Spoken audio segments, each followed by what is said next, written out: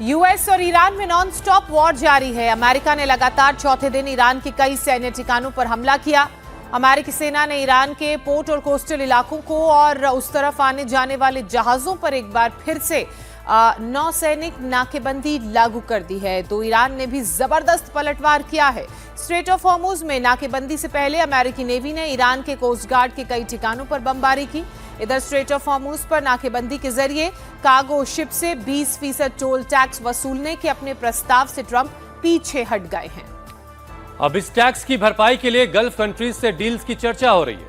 इधर हॉर्मुज में cargo ship पर हुए ईरानी हमले में एक भारतीय की मौत से भारत गुस्से में है। भारत ने ईरान के डिप्टी चीफ ऑफ मिशन को तलब करके शिप्स पर अटैक का कड़ा विरोध किया। ईरान पर अमेरिका का लगातार हमला जारी है। हॉर्मुज में नाकेबंदी से पहले अमेरिकी नेवी ने ईरान के सैन्य ठिकानों को एक बार फिर से निशाना बनाया। मीडिया रिपोर्ट्स के मुताबिक दक्षिणी ईरान के बमपुर और चाबहार में कई जगहों पर धमाकों की आवाजें सुनी गई। ईरान के सिरिक में कोस्ट गार्ड के स्टेशन पर भी अमेरिका के हमले हुए। दक्षिणी ईरान के तटीय इलाकों पर हुए हमले उस वक्त किए गए जब ईरान अमेरिकी हमलों को लेकर मिडिल ईस्ट के देशों को निशाना बना रहा था। जून से अब तक की बात की जाए तो लगभग हर हमले में सिरिक पर हमले किए गए। इसके रडार और नेवी के स्ट्रक्चर को बार बार ध्वस्त किया गया। इधर बंदर अब्बास और सिरिक के पास कई लोकेशंस पर विस्फोटों की खबर है। यहां पर हमले किए गए हैं, ऐसी जानकारी है। ईरान और अमेरिका के बीच हमले तेज होते जा रहे हैं। अमेरिकी सेना की सेंट्रल कमांड ने पर्शियन गल्फ और स्ट्रेट ऑफ हॉर्मुज के आसपास ईरान के कई मिलिट्री इंस्टॉलेशंस पर जबरदस्त बमबारी की है।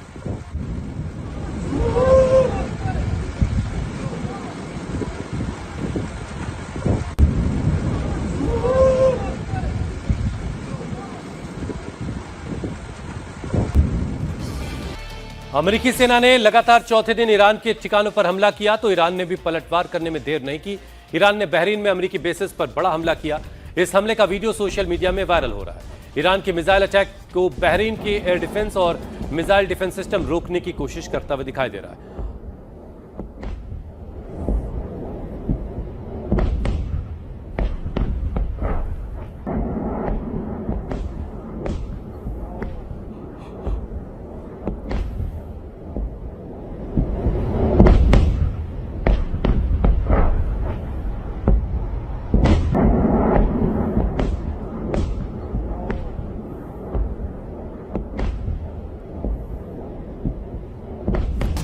ईरान ने न सिर्फ बहरीन बल्कि कुवैत पर भी हमला किया। इस वीडियो में एक ईरानी ड्रोन कुवैत के एक गोडाउन से टकराता हुआ दिख रहा है, जहां पहले से ही दूसरी आग लगी हुई थी।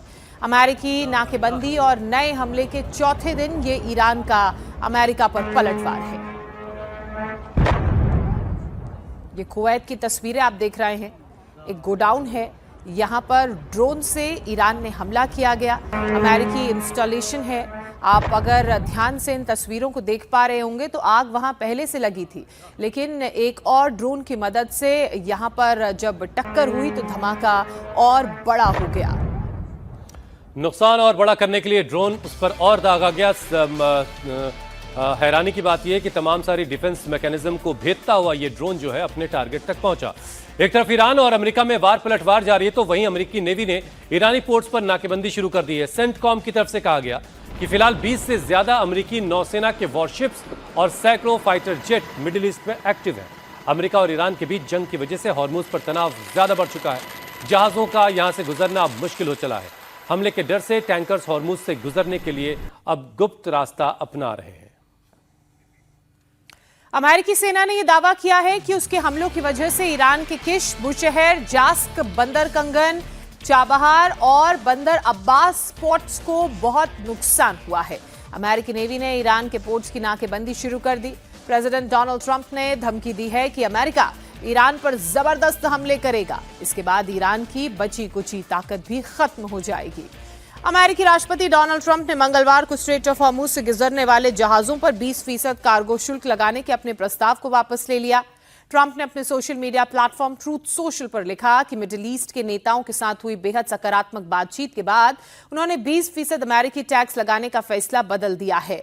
हालांकि ट्रंप ने अमेरिकी कार्रवाई के बदले अरब देशों से बिजनेस डील्स करने की भी बात कही और उम्मीद जताई कि लड़ाई के ताजा दौर के बाद ईरान के साथ डील हो जाएगी।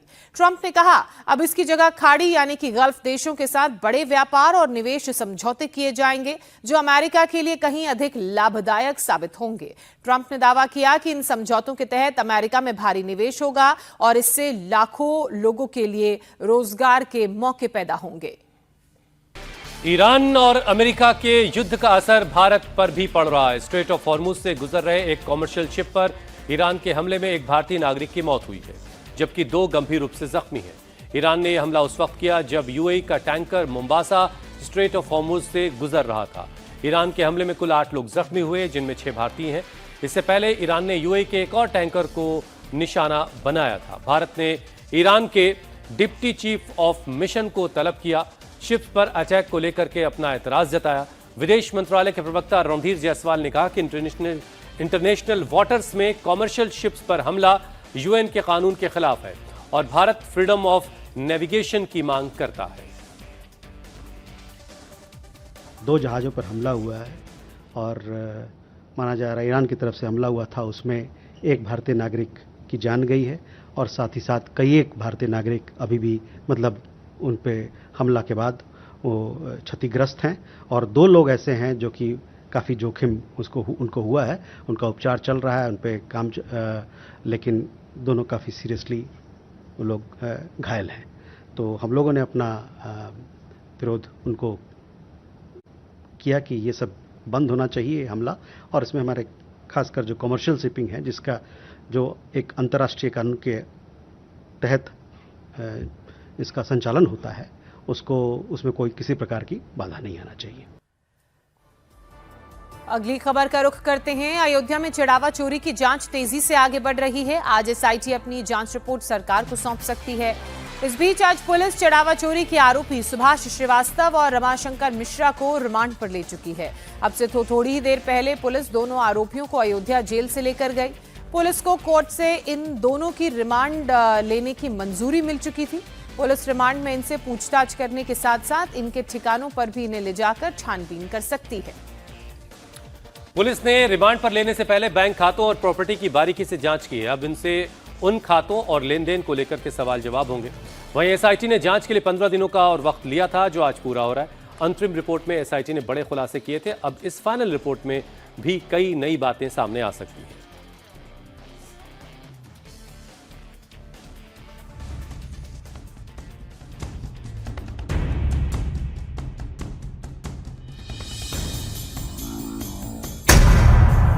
सुभाष श्रीवास्तव रिमांड पर, रमाशंकर मिश्रा रिमांड पर। राम मंदिर में चढ़ावा चोरी की साजिश में सुभाष श्रीवास्तव वो शख्स हैं जिस पर साजिश का दूसरा बड़ा सूत्रधार होने का शक है, क्योंकि अब तक की जांच में शक की सुई इसी तरफ जा रही है। अयोध्या पुलिस अब तक 4 आरोपियों को रिमांड पर ले चुकी है।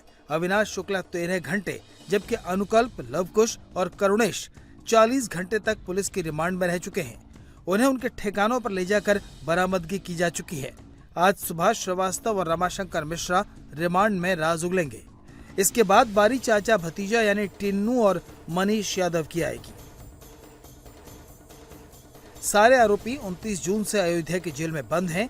पुलिस एक एक करके सबको रिमांड पर लेकर बारीकी से जांच कर रही है। जिस रमाशंकर को आज रिमांड पर लिया जा रहा है, उसे चढ़ावे के काम में सुभाष श्रीवास्तव ने ही लगाया था। एसआईटी और पुलिस दोनों ने सुभाष की भूमिका पर गंभीर आरोप लगाए हैं। सुभाष श्रीवास्तव काउंटिंग के इंचार्ज थे। उन्होंने पैसे गिनने वाले कर्मचारियों की तलाशी नहीं ली।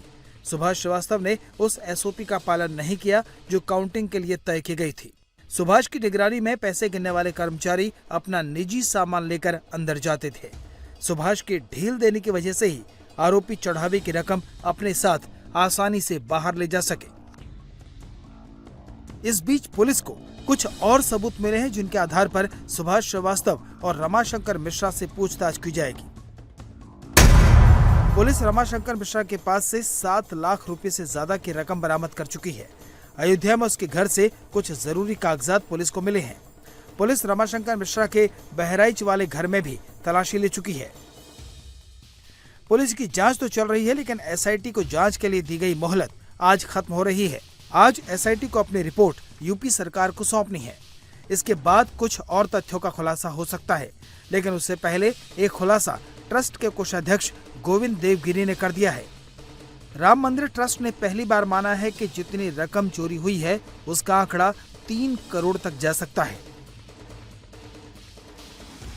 जहां तक मेरा आकलन है, ये गलत भी हो सकता है क्योंकि एसआईटी का अभी रिपोर्ट आना है, लेकिन जहां तक मेरा आकलन मैं आप लोगों से बतला सकता हूं वो 3 करोड़ के आसपास होना चाहिए, ऐसा मुझे लगता है। जहां कहीं भी 2 आदमी इकट्ठे आकर के किसी का जेब की कतरते हैं ना, वो भी एक साजिश होती है।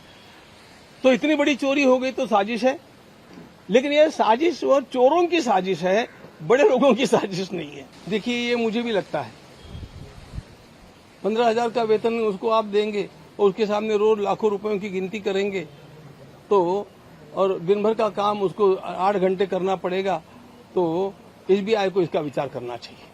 चोरी दिखाना जरूरी है, चोरों को सजा मिलनी चाहिए, इसका आग्रह रखना भी जरूरी है। चोरों का विरोध कीजिए, लेकिन राम भक्ति का विरोध मत कीजिए, राम भक्तों का विरोध मत कीजिए, जो सेवा प्रामाणिकता से उनका विरोध मत कीजिए। हम लोगों को अभी भी बहुत काम करना है। एक बार उनको सरकार के अनुसार जो दंड है ना, वो भुगत लेने दीजिए, उसके बाद उनको मैं प्रायश्चित कैसे करना चाहिए बतलाऊंगा। व्यक्तिगत रूप से मुझे कुछ प्रायश्चित करना चाहिए, वो मैं रोज अपनी पूजा में कर रहा हूं। रोज उसके लिए विशिष्ट जप और स्तोत्र पाठ आदि मैं कर रहा हूं। तीसरी बात, जिस स्थान में ये कुछ हुआ वहां आपके भगवान का यह अपराध है, और इसलिए वहां के पापक क्षालन के लिए और हमारे इस दोष के पाप के परिमार्जन के लिए हम लोगों ने वहां पर अनुष्ठान आरंभ किए हैं, जिसके लिए लगभग आप समझेंगे 70 पंडितों की व्यवस्था की है। ये वहां पर बैठ करके, और कुछ मंदिर परिसर में और कुछ बाहर ऐसे बैठ करके उसका अनुष्ठान अब 10 दिनों तक चालू रखेगा। राम मंदिर में एक तरफ प्रायश्चित के लिए अनुष्ठान हो रहा है, तो दूसरी तरफ सीईओ की नियुक्ति की प्रक्रिया शुरू हो चुकी है। कमेटी के पास अब तक 45 आवेदन आए हैं। 18 जुलाई की शाम 4 बजे तक अप्लाई करने का आखिरी समय है। चढ़ावा चोरी के आरोपियों से एक तरफ पुलिस पूछताछ में लगी है, तो वहीं उन पर दूसरी तरफ से भी शिकंजा कस रहा है। अयोध्या विकास प्राधिकरण ने आरोपी लवकुश मिश्रा के मकान को सीज करने की तैयारी कर ली है। अथॉरिटी के मुताबिक ये मकान लवकुश मिश्रा की पत्नी के नाम पर है। उन्हें 2 बार नोटिस दिया जा चुका है, और अगर अब तीसरे नोटिस का जवाब नहीं वो देती हैं तो मकान सीज कर लिया जाएगा।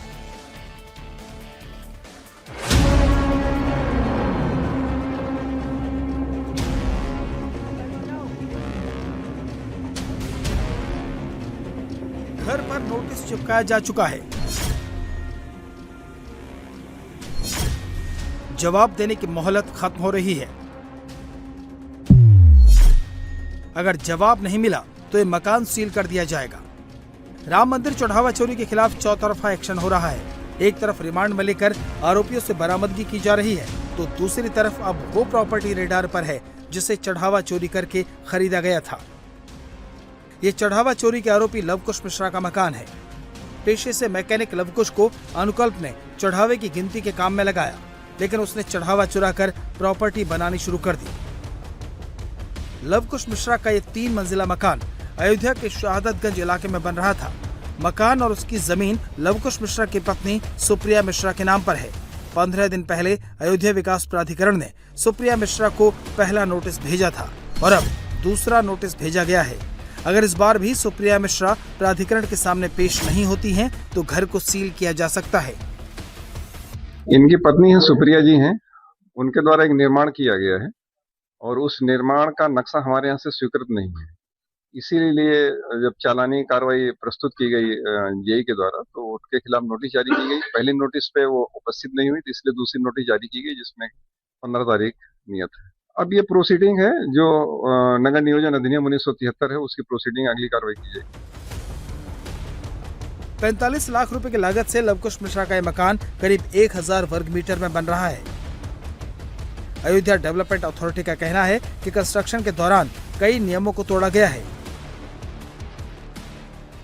अभी तक लवकुश मिश्रा की पत्नी की तरफ से कोई जवाब अथॉरिटी में नहीं दिया गया है, लेकिन पहले लवकुश मिश्रा की पत्नी ने कहा था कि शहादतगंज वाला घर लवकुश नहीं बल्कि उनके ससुर बना रहे हैं। अच्छा, आपके घर को नोटिस मिला हुआ है?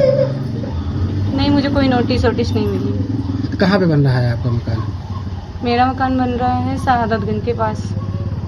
तो वो उस पे विकास प्राधिकरण ने नोटिस भेजा है आपके पास, बता रहा है? नहीं, मेरे पास कोई नोटिस नहीं आई हुई है। विकास प्राधिकरण से नक्शा पास है आपके? नक्शा पास है, लेकिन इसके बारे में मेरे ससुर जानते हैं, वही बनवा रहे हैं। ससुर वो लवकुश आपके पति हैं? हाँ, मेरे पति। वो राम मंदिर में कितने दिनों से काम करते थे? वो 2-3 महीने से काम कर रहे थे, और इसके आगे वो शहादतगंज में काम कर रहे थे। हाँ। दोनों काम कर रहे थे। हाँ। लेकिन ये मुझे नहीं पता इसके अलावा कि क्या कैसे उनके ऊपर आरोप बहुत ज्यादा लगाया जा रहा है। लवकुश के मकान पर तो बुलडोजर भी चल सकता है। उसकी पूरी कुंडली तो और भी चौंकाने वाली है। रुदौली के ठाकुरन फगोली गांव का लवकुश मिश्रा दिल्ली और भेलसर में कई सालों तक कार मैकेनिक था। लवकुश को अनुकल्प मिश्रा ने 18,000 रुपए की नौकरी पर रखवाया था। मंदिर में नौकरी लगते ही मैकेनिक लवकुश मिश्रा की जिंदगी बदल गई। लवकुश के घर से भी 14,25,000 रुपए कैश मिले थे। पुलिस ने रिमांड के दौरान पूछताछ में उसके पास से 35,000 रुपए बरामद किए। पुलिस रिमांड के दौरान पूछताछ में खुलासा हुआ कि लवकुश ने चोरी के पैसों से अपनी पत्नी सुप्रिया के लिए सोने का एक लॉकेट खरीदा था। पुलिस ने सोने का लॉकेट जब्त कर लिया है। अब इस मकान पर एक्शन की तैयारी है। राम मंदिर के बाद अब जम्मू के कटरा में श्री माता वैष्णो देवी मंदिर में भक्तों द्वारा चढ़ाए गए लगभग 20 टन चांदी से जुड़े कथित गड़बड़ियों का मामला सामने आ रहा है। मंदिर में चढ़ाई गई 550 करोड़ रुपए की वैल्यू की 20 टन चांदी में से केवल 30 करोड़ की चांदी ही असली पाई गई। इस बारे में स्थानीय अधिवक्ता दीपक शर्मा की शिकायत के बाद जम्मू की कोर्ट ने क्राइम ब्रांच के जांच अधिकारी को तलब किया। अदालत ने चांदी के चढ़ावे का सारा रिकॉर्ड मांगा है और जांच अधिकारी को 29 जुलाई को खुद पेश होने के लिए कहा है। दीपक शर्मा के मुताबिक उन्होंने 9 मई 2026 को क्राइम ब्रांच में इस मामले को लेकर शिकायत की थी, लेकिन पुलिस का रवैया इसे लेकर बहुत ढीला ढाला था, जिसके बाद उन्होंने कोर्ट का रुख किया। श्री माता वैष्णो देवी श्राइन बोर्ड ने में मौजूद लगभग 20 टन चांदी की जांच के दौरान ज्यादातर चांदी नकली पाई गई। ये खबरें पहले आ चुकी थीं। रिपोर्ट के मुताबिक इस चांदी का बाजार का मूल्य करीब 550 करोड़ रुपए बताया गया था और उसके बाद दावा किया गया कि इसमें सिर्फ 5 से 10 किलोग्राम यानी करीब 30 करोड़ की चांदी ही असली है। किसी एक व्यक्ति ने अगर 20 टन चढ़ाई होती तो ये मानना समझना इतना मुश्किल नहीं था कि हो सकता है उसके साथ धोखाधड़ी हो, लेकिन इतने सारे अलग अलग लोगों ने जो है अलग अलग स्थानों से खरीद कर जो थी वो माता वैष्णो देवी को चढ़ाई, उसके चरणों में, उस महामाई के चरणों में चढ़ाई और उन सब का जो था चांदी जो है वो नकली निकला। तो चूंकि ये अपने आप में बड़े प्रश्न खड़े करता था, उस नाते मैं जो क्राइम ब्रांच जो है मैंने अप्रोच किया कि जो क्रिमिनल हमारा सिस्टम है, मशीनरी, उसको मूव करूं, वो पता करें कि इसके पीछे सत्य क्या है, हुआ क्या, या क्या ये बोर्ड के अंदर जो है वो चेंज हुई है, ये मिंट में चेंज हुई है, ये जो बीच में ट्रांसपोर्टेशन हुई है वहां पे चेंज हुई है, या हो भी सकता है अगर इनके पास तथ्य आते हैं कि लाखों लोगों ने जो थी वो लाखों लोगों ने ही जो है वो नकली चढ़ाई। इसलिए जब क्राइम ब्रांच में गए तो क्राइम ब्रांच ने लंबे समय पर इसके ऊपर कोई विशेष कार्रवाई नहीं की। मजबूरन मुझे कोर्ट आना पड़ा। कोर्ट ने क्राइम ब्रांच से स्टेटस रिपोर्ट मांगा। स्टेटस रिपोर्ट में क्राइम ब्रांच ये कहता है कि हमें इनकी शिकायत तो मिली और हमने अप्रूवल भी ले लिया और अप्रूवल के बाद हमने किसी और एजेंसी को इसको दे दिया। तो जो अपने आप में कानूनी जो था वो गलत था, क्योंकि कानून ये बोलता है कि जो क्राइम ब्रांच का ऑफिस है वो अपने आप में पुलिस स्टेशन है, क्राइम ब्रांच के एसएसपी उसके थानेदार है, एसएचओ हैं, तो फर्ज इनका बनता था किसी और को कानून के हिसाब से किसी और एजेंसी को नहीं सौंप सकते और इनके अधिकार क्षेत्र में था इसको इन्वेस्टिगेट करना। चूंकि ये फेल हुए तो मैंने कोर्ट के सामने वो सारी नोटिफिकेशन, वो सारे तथ्य रखे और उनके आधार पर कोर्ट ने जो है वो क्राइम ब्रांच के आईओ को, जो इस केस को देख रहा था, उसको पूरे रिकॉर्ड के साथ जो है वो तलब किया है कि वो 29 जुलाई को, आने वाली 29 जुलाई को कोर्ट में पेश होंगे। जम्मू कश्मीर के राजौरी में सुरक्षा एजेंसियां अलर्ट पर है। दरअसल जिले के थाना मंडी इलाके से एक सीसीटीवी फुटेज आया जिसमें 2 संदिग्ध दिखाई दिए। इसके बाद से इलाके में बड़े पैमाने पर सर्च ऑपरेशन चलाया जा रहा है। सुरक्षा बलों ने भंगई, हसपलोट, करियोट, कोपरा टॉप और आसपास के जंगलों और गांव में सघन तलाशी अभियान चलाया है। ये अभियान आतंकवादियों की मौजूदगी की सूचना के बाद शुरू किया गया है और वो सीसीटीवी फुटेज इस वक्त आप देख रहे हैं राजौरी और शोपिया का।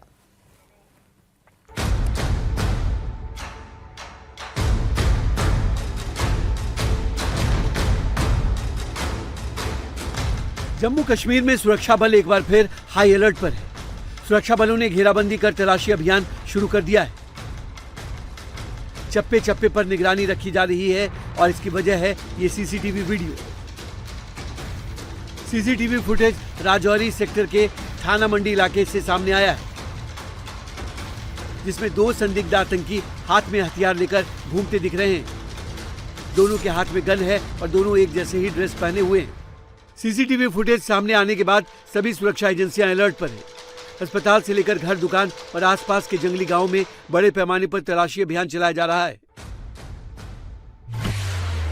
संदिग्धों की तलाश में लोकल पुलिस के साथ साथ सीआरपीएफ और भारतीय सेना की टुकड़ी जुटी हुई है। इनपुट के मिलते ही पुलिस के स्पेशल ऑपरेशंस ग्रुप यानी एसओजी और दूसरे सुरक्षा बलों ने पूरे इलाके की घेराबंदी कर दी है। सीसीटीवी फुटेज के आधार पर सुरक्षा बल भंगाई, हासप्लोट, कारियोट, कोपरा टॉप और उससे सटे घने जंगली इलाकों में सर्च ऑपरेशन चला रहे हैं ताकि किसी भी संभावित आतंकी खतरे को समय रहते नाकाम किया जा सके।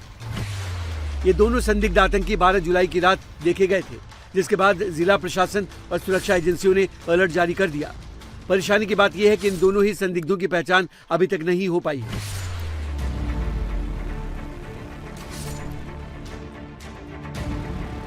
अभी पिछले दिनों दक्षिण कश्मीर के शोपिया में भी लश्कर का टॉप कमांडर जाकिर गनई और उसका साथी सीसीटीवी में नजर आया था, जिसके बाद सुरक्षा बलों ने बड़े पैमाने पर ऑपरेशन चलाकर एक आतंकी जाकिर गनई को मार गिराया था।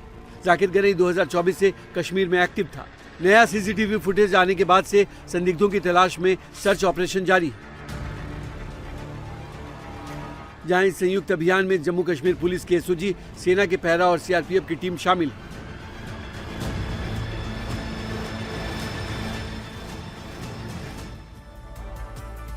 अब खबर देहरादून से है, जहां कांग्रेस नेता राहुल गांधी के दौरे से पहले जबरदस्त बवाल है। देर रात कांग्रेस के कार्यकर्ताओं और पुलिस के बीच भिड़ंत हो गई और बड़ी संख्या में कांग्रेस कार्यकर्ता सड़क पर इकट्ठा हो गए और धरना देने लगे। दरअसल 17 जुलाई को राहुल गांधी की देहरादून के परेड ग्राउंड में रैली होनी थी, लेकिन प्रशासन की तरफ से कार्यक्रम की परमिशन नहीं मिली, जिसके बाद कांग्रेसी कार्यकर्ता गुस्सा गए।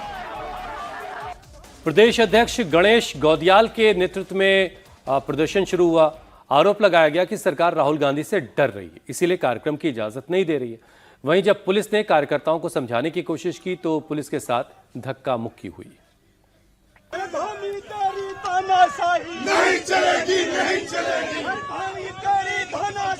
नहीं चलेगी, नहीं चलेगी। देहरादून में राहुल गांधी की रैली से पहले हंगामा क्यों? कांग्रेस भड़की, राहुल की रैली को इजाजत क्यों नहीं मिली? 17 जुलाई को कांग्रेस नेता राहुल गांधी देहरादून आ रहे हैं, लेकिन उससे पहले ही प्रदेश की सियासत गर्मा गई है। कांग्रेस नेता और कार्यकर्ता सड़कों पर हैं, नारेबाजी कर रहे हैं और प्रशासन पर गंभीर आरोप लगा रहे हैं। नहीं चलेगी, नहीं चलेगी, नहीं चलेगी, नहीं चलेगी।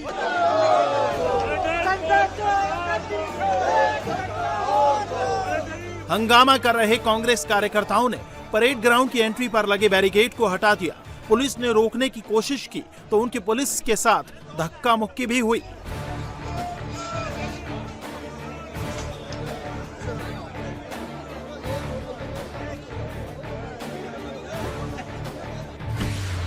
दरअसल आगामी 17 जुलाई को देहरादून के परेड ग्राउंड में राहुल गांधी का कार्यक्रम प्रस्तावित है।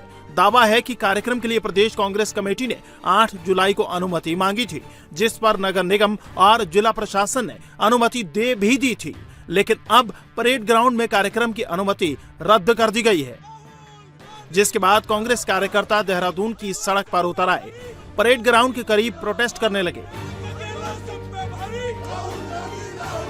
परेड ग्राउंड पर लगे बैरिकेड को हटा दिया और फिर अंदर घुसकर हंगामा करने लगे। कांग्रेस कार्यकर्ताओं का यह हंगामा मंगलवार देर रात तक चलता रहा। उत्तराखंड कांग्रेस के प्रदेश अध्यक्ष गणेश गोदियाल के नेतृत्व में जमा हुए कांग्रेस कार्यकर्ताओं की पुलिस से भी झड़प हुई। उन्होंने दावा किया कि प्रशासन ने सरकार के दबाव में आकर ये फैसला किया है। राहुल गांधी जी के कार्यक्रम के लिए परेड ग्राउंड की परमिशन हमें 2 दिन पहले मिल गई थी।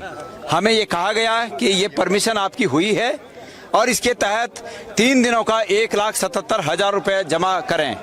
प्रदेश कांग्रेस कमेटी ने जो तय शुल्क है उस तय शुल्क को जमा किया और जमा करने के बाद आज सुबह जैसे ही कार्यक्रम के आयोजन के लिए आवश्यक बंदोबस्त के रूप में जो टेंट का साजो सामान ट्रकों से आया तो प्रशासन ने उन ट्रकों को बाहर रोक दिया। यहाँ पर इस समय हम सभी कांग्रेस के पदाधिकारीगण और कार्यकर्तागण इसलिए आए और आपको आमंत्रित किया कि हमारे साथ साथ आप लोग भी देख सकें कि क्या इस परेड ग्राउंड में कोई कार्यक्रम चल रहा है। इस परेड ग्राउंड में कोई कार्यक्रम नहीं चल रहा है, पूरा परेड ग्राउंड खाली है।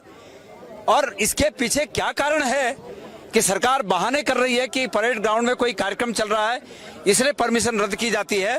बात यह है सिर्फ कि ये सरकार राहुल गांधी जी के मन की बात सुनकर जो छात्रों को राहुल गांधी जी ने सुनाई उससे ये सरकार और पूरे देश की सरकार, केंद्र की सरकार डर गई है, हिल गई है। ये सरकार छात्रों पर सितम ढा रही है, ये सरकार आम जनता पर सितम ढा रही है, ये सरकार विपक्ष पर सितम ढा रही है। कांग्रेस कार्यकर्ता सरकार और प्रशासन पर सवाल उठा रहे हैं, लेकिन सवाल कांग्रेस की तरफ से ही दिए गए। राहुल गांधी के कार्यक्रम के आवेदन पत्र पर भी सवाल उठ रहे हैं, क्योंकि परेड ग्राउंड की इजाजत के लिए अधिकारियों को जो लेटर दिया गया उसमें राहुल गांधी के आने का जिक्र तक नहीं है। उसमें केवल छात्रों की गूंज कार्यक्रम का जिक्र है।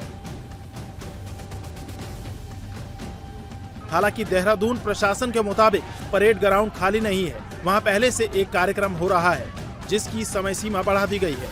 ऐसे में सुरक्षा कारणों को देखते हुए प्रशासन ने राहुल गांधी की रैली बन्नू स्कूल के मैदान में करने की अपील की है।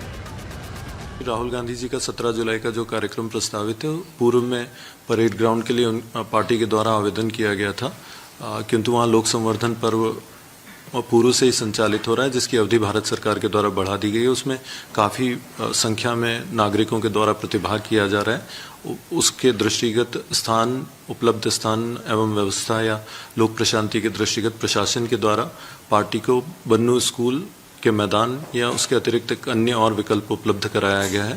ये पूर्ण रूप से एक प्रशासनिक निर्णय है जो कि स्थान की उपलब्धता, ट्रैफिक जैम और लॉ एंड ऑर्डर की सिचुएशन के आधार पर लिया गया है। इस संबंध में किसी भी पॉलिटिकल पार्टी को रोके जाने या उसके कार्यक्रम को रोके जाने से इसका कोई संबंध नहीं है। प्रशासन के मुताबिक परेड ग्राउंड में कार्यक्रम चल रहा है, लेकिन कांग्रेस कार्यकर्ता जब देर रात मौके पर पहुंचे तो उन्हें वहां कोई कार्यक्रम होता नहीं दिखा। दिल्ली दंगों के केस में ताहिर हुसैन को दोषी करार दिए जाने के बाद अब दिल्ली की सियासत गरमाई हुई है। सीएम रेखा गुप्ता ने पूर्व सीएम केजरीवाल और सिसोदिया समेत संजय सिंह पर ताहिर को राजनीतिक संरक्षण देने का आरोप लगाया है। 2020 में हुए दिल्ली दंगों के मामले में दोषी ठहराए गए ताहिर को मंगलवार को सजा सुनाई जानी थी, लेकिन कोर्ट ने इस मामले को टाल दिया। अब ताहिर हुसैन समेत इस मामले के सभी 5 दोषियों की सजा पर 23 जुलाई को सुनवाई होगी।